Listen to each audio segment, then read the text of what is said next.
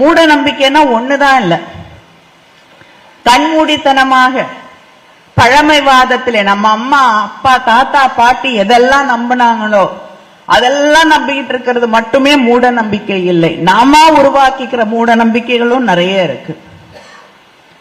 ஒருத்தரை நம்பி அவங்க யாரு என்ன, அவங்களால அதை செய்ய முடியுமா இல்லையா, என்னுடைய மாநிலத்தை யாரால் ஆட்சி செய்ய முடியும், அவங்களுக்கு என்ன தகுதி இருக்கு, என்ன புரிதல் இருக்கு, எதை பற்றியும் கவலைப்படாமல் சில பிம்பங்களை நம்பி அதுதான் நிஜம் என்று நம்பி ஓடுவதும் மூட நம்பிக்கை என்பதை நாம் புரிந்து கொள்ள வேண்டும். பிம்பங்கள் நிஜமாகாது.